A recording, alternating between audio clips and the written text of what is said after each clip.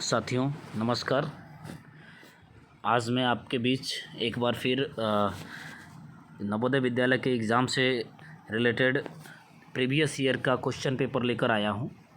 यह चूँकि इस बार की आपकी तैयारी करने के लिए काफ़ी इम्पोर्टेंट होगा, तो इसके लिए मैं सबसे पहले जो आपके कॉमन पेपर हैं जिसके अंतर्गत हिंदी है, इंग्लिश है, उन सारे क्वेश्चन को मैं कवर करूंगा। ये प्रीवियस ईयर का जो पेपर है ये 3/10/2019 का, इससे पहले जो पेपर था वो 2019 में ही हुआ है, इसलिए आपको 2019 का ही पेपर मिल पाएगा। तो इसका जो टाइमिंग था 2 से 5 था, यानी 3 घंटे का टाइमिंग था। सब्जेक्ट था मिसलेनियस टीचर म्यूजिक, जो कि हिंदी थर्ड लैंग्वेज इन्होंने हिंदी रखा था।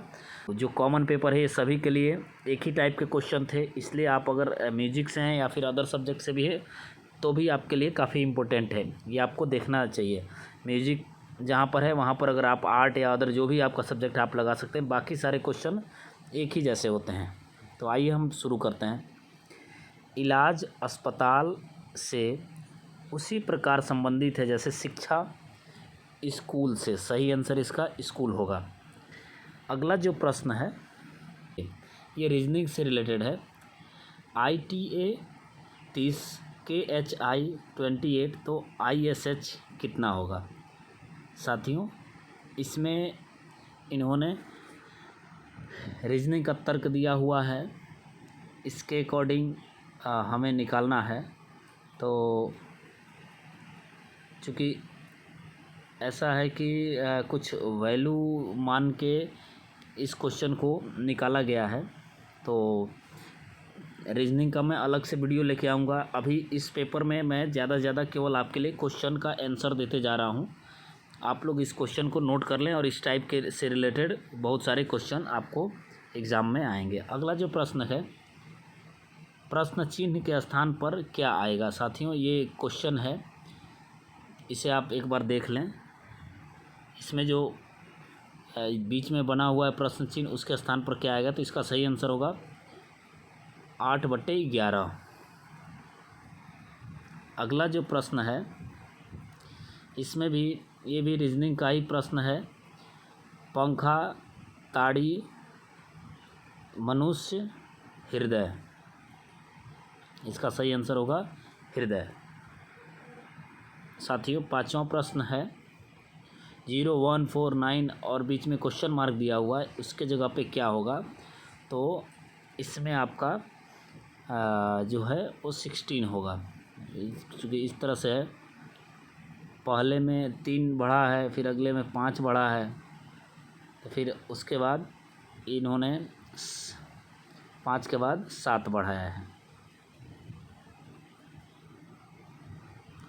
तो इस तरह से इसका आंसर 16 दिया है। साथियों अगला जो प्रश्न है 4, 7, 13 क्वेश्चन मार्क करके, तो इसका सही आंसर 22 जो बीच में आएगा। ये सारे रीजनिंग के प्रश्न हैं, इनको अलग से पढ़ने पर अलग से मैं वीडियो आप लोग के लिए रीजनिंग के लिए लेके आऊँगा। हमारे चैनल को ज़रूर सब्सक्राइब कर लीजिए, जिसमें कि आपको बहुत सारे क्वेश्चन, ये सारे एक एक क्वेश्चन को मैं लेकर अलग से लाऊँगा। इस क्वेश्चन में आपको किस टाइप के रीजनिंग आते हैं वो आपको समझ में आ जाएगा। यदि किसी कोड भाषा में MEAL को इतना समझते हैं तो पोस्ट को क्या समझेंगे? तो साथियों इसका जो सही आंसर होगा 32, 30, 38, 40, यह जो है सही आंसर होगा। ये भी आपका रीजनिंग का क्वेश्चन है। अगला जो प्रश्न है घड़ी, सुई, कैमरा। तो घड़ी का संबंध अगर सुई से है तो कैमरे का संबंध लेंस से होगा, इसका सही आंसर लेंस हो जाएगा। साथियों अगला प्रश्न 9वां प्रश्न जो है, रोमन का संबंध जो है 5, इंडियन 6, तो एडमिशन का संबंध 9 से होगा। ये सब रीजनिंग के क्वेश्चन हैं। अगला जो प्रश्न है, यदि प्लस का अर्थ माइनस, क्रॉस का अर्थ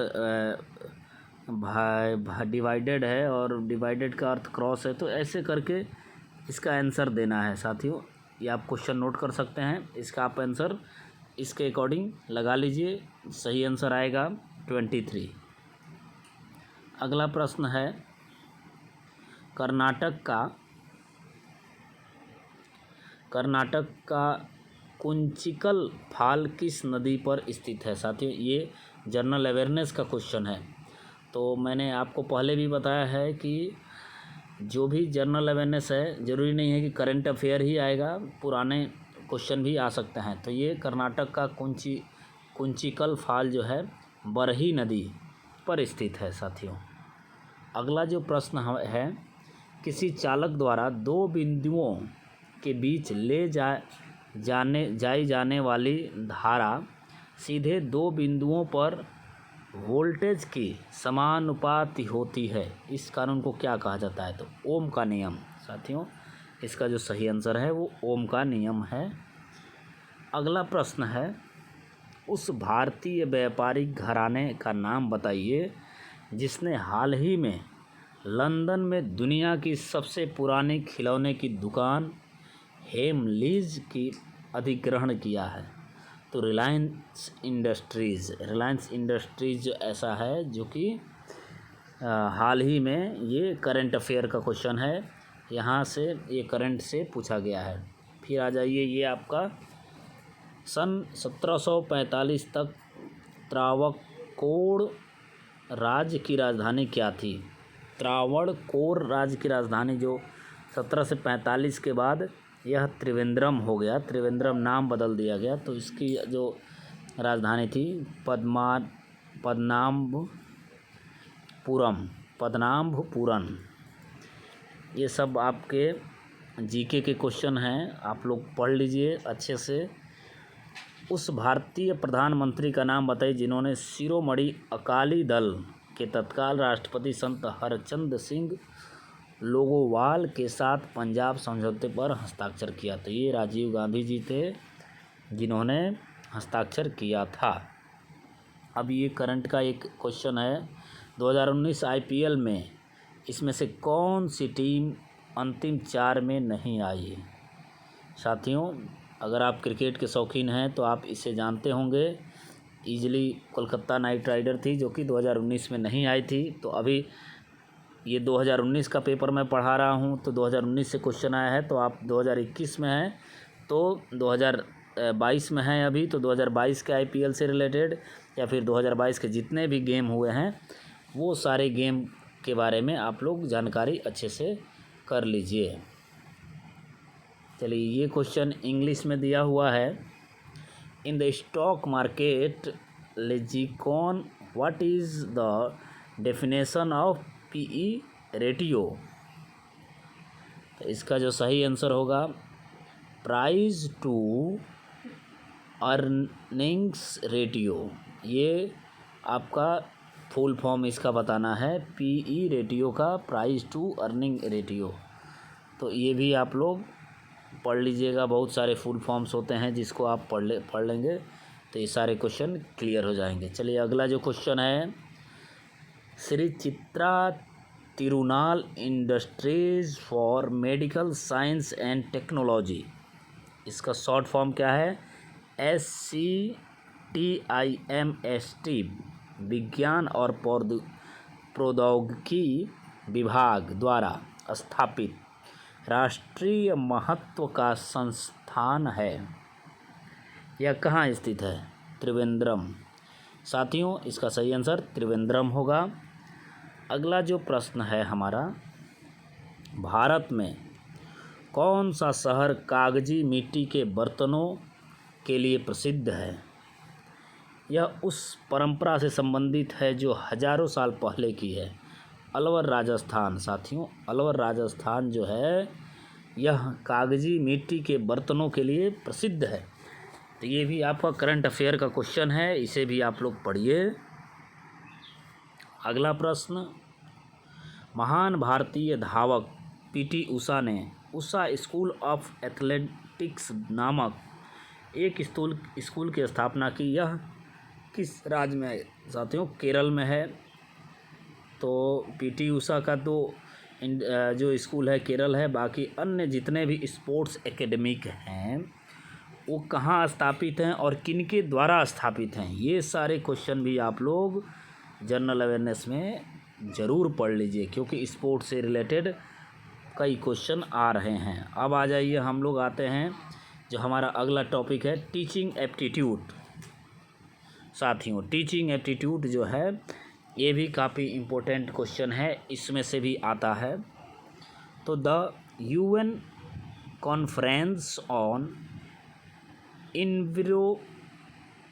environment and development is popularly known as earth summit.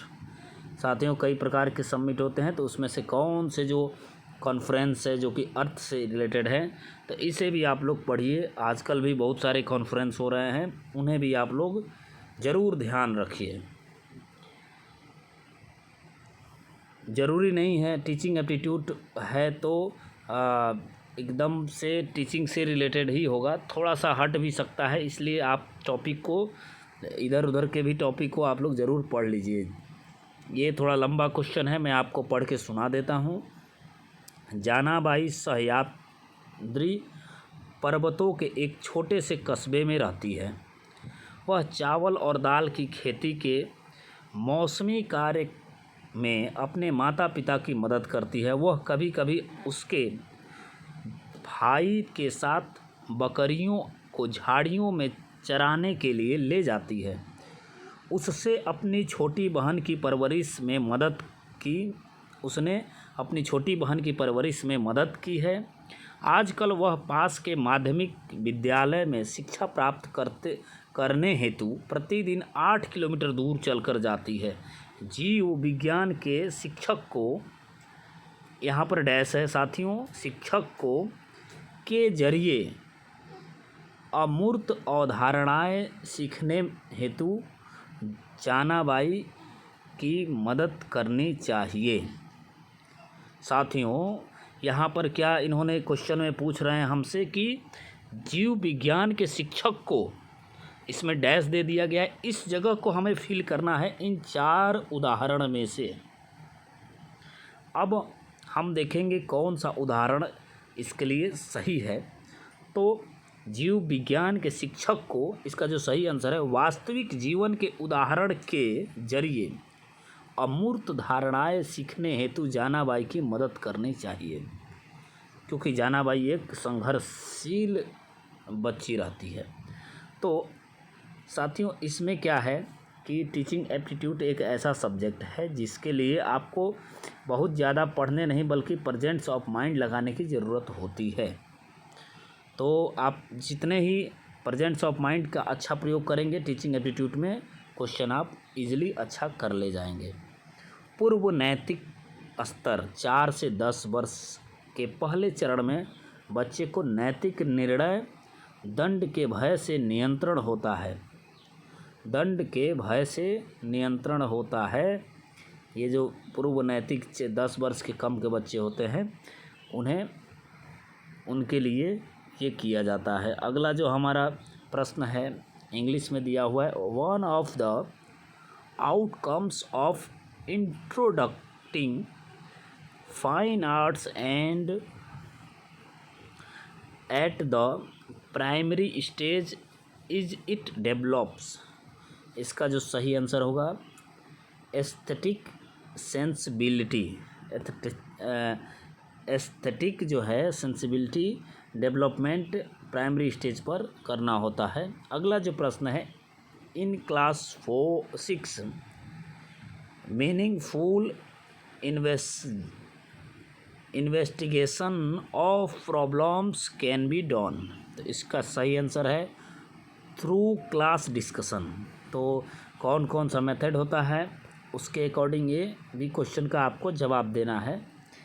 ऐसे लोग जिनका नियंत्रण बाह्य ठिकानों पर होता है तथा जो स्वयं से अधिक बाह्य घटकों पर निर्भर करते हैं, संभवतः भाग्य पर निर्भर करते हैं। साथियों, भाग्य पर निर्भर करने वाले बाह्य दूसरे पर ज़्यादा निर्भर होते हैं, तो ये इसका सही आंसर हो गया, भाग्य पर निर्भर करने वाले। 7वां जो प्रश्न है, भारत में ब्रिटिश राज के शासन के समापन पर अंग्रेजी भाषा के अध्ययन में पर जोर दिया जाता है?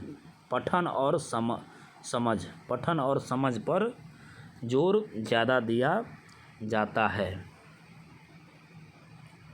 अगला जो प्रश्न है, सामाजिक विज्ञान के पाठ में स्थानीय स्मारकों और संग्रहालयों, प्राकृतिक स्थल जैसे नदी और पर्वत तथा दैनिक स्थान जैसे बाजार के रूप में ले सकते हैं। इसका जो सही होगा, अध्ययन के संसाधन। इन सारी प्राकृतिक जगहों को आप, दैनिक स्थानों को, बाज़ारों को अध्ययन के संसाधन के रूप में आप यूज कर सकते हैं।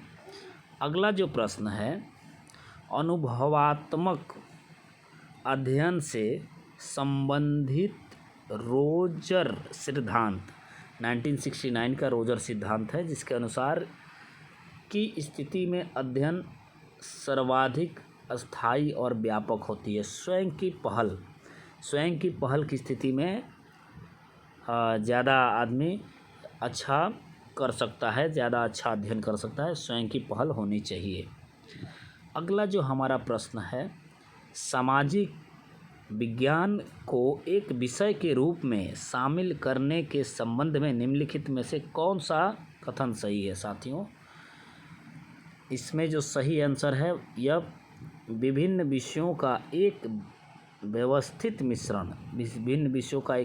मिश्रण जो है, यह इसका सही आंसर है। तो ये कुछ और भी क्वेश्चन हैं। इसमें आपका टोटल जो क्वेश्चन दिया हुआ है, 15 क्वेश्चन दिया हुआ है। तो हम 11वां क्वेश्चन पढ़ते हैं। दूरस्थ शिक्षा किस माध्यम के तहत ज्ञानवाणी तथा ज्ञान दर्शक नामक टेलीविज़न कार्यक्रम प्रसारण किए जाते हैं? संचार मीडिया। साथियों, संचार मीडिया के माध्यम से कार्यक्रम को प्रसारित किए जाते हैं। निम्नलिखित में से कौन सा विकल्प राष्ट्रीय पाठ्य चर्चा की रूपरेखा NCF 2005 की पहचानित मान्यता नहीं है?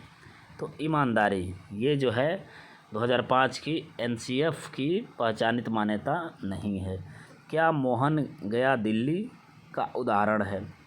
साथियों, क्या मोहन गया दिल्ली व्याकरण की दृष्टि से गलत प्रश्न है। तो ये जो है व्याकरण की दृष्टि से ये गलत है। क्या मोहन दिल्ली गया, ये क्वेश्चन होना चाहिए, बट ये गलत दिया हुआ है। 14वां जो क्वेश्चन है, learning is which a biographically potent stimulus is paired with a previously naturally stimulus is was called classical conditioning by Pavlov. Even Pavlov के द्वारा ये कथन कहा गया है। अगला जो प्रश्न है, the dual track approach advocated by UNESCO is designated to promote simultaneous literacy and basic learning for adult।